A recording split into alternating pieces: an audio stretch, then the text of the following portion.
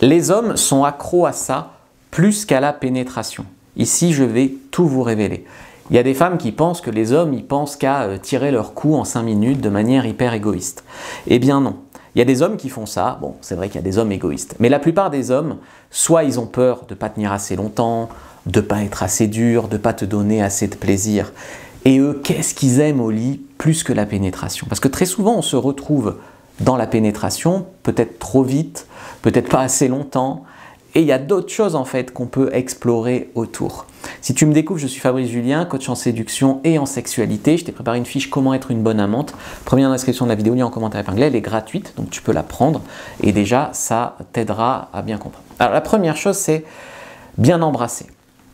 Apprendre à bien embrasser, c'est quelque chose qui va dire, ouais, avec elle, il y a un truc, on s'embrasse bien, quand on s'embrasse, c'est agréable.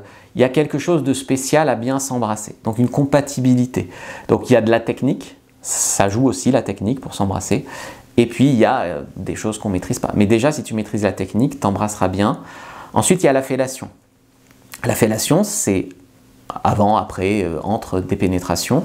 Et ça peut aussi permettre de s'amuser s'il a des troubles érectiles, par exemple. Donc il y a beaucoup d'hommes même qui préfèrent la fellation à la pénétration. Donc ça, c'est vrai qu'il faut quand même le savoir. Donc si vous ne savez pas faire une fellation, par exemple, sur ma boutique en ligne Fabrice Julien Secret, il y a le guide de l'oral, donc le guide de la fellation. Vous pouvez le prendre, il est très complet, après vous ferez ça mieux que personne. Qu'est-ce qu'ils aiment, sinon plus que la pénétration encore? Ils aiment la valorisation. Tu leur dises qu'il c'est trop fort, qu'il fait ça trop bien, qu'il est gros, que tu le valorises, tu le complimentes, il est beau, voilà. Il veut aussi avoir la sensation d'être privilégié. Les hommes aussi ont ce besoin que ça soit unique, spécial entre vous.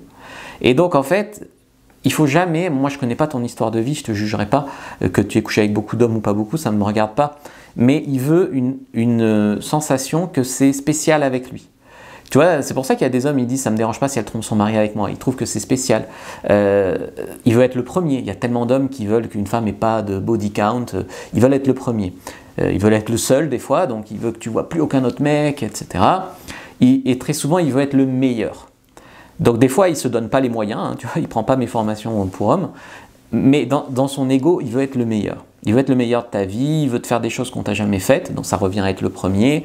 Donc il faut vraiment comprendre ça. C'est encore plus important pour lui que l'acte en lui-même.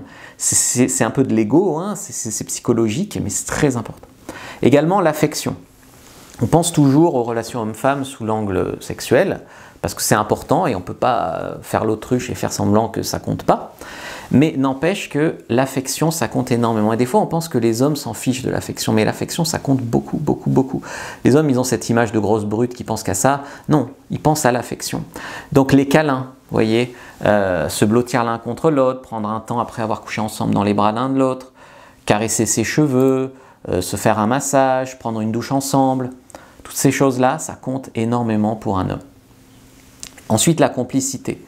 La complicité, c'est pas vraiment ce que vous allez faire pendant l'acte ensemble au lit, c'est ces regards qu'il va y avoir. Il va y avoir quelque chose dans son regard, dans le vôtre.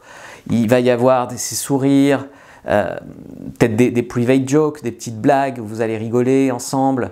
Vous allez avoir vos habitudes, vous allez avoir vos valeurs partagées, vos valeurs communes.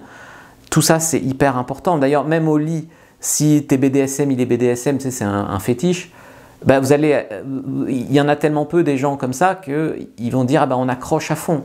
Tu vois, donc les mêmes valeurs, les mêmes visions de la sexualité, même si vous êtes débutante, ce qu'il veut en fait c'est de l'enthousiasme, c'est de la bonne volonté, c'est tout ça.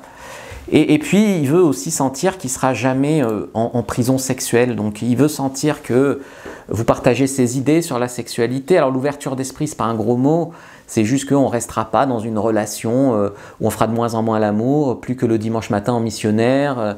Ça va vite hein, dans des relations.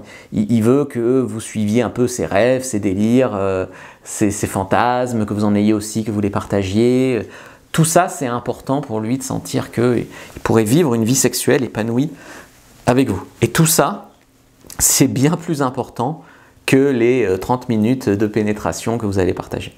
N'hésitez pas à prendre votre fiche sur comment être une bonne amante, premier dans la description de la vidéo, lien en commentaire épinglé. Likez, commentez, partagez, abonnez-vous à la chaîne, surtout je vois trop de personnes qui regardent sans être abonnées régulièrement et regardez une autre vidéo avant de partir.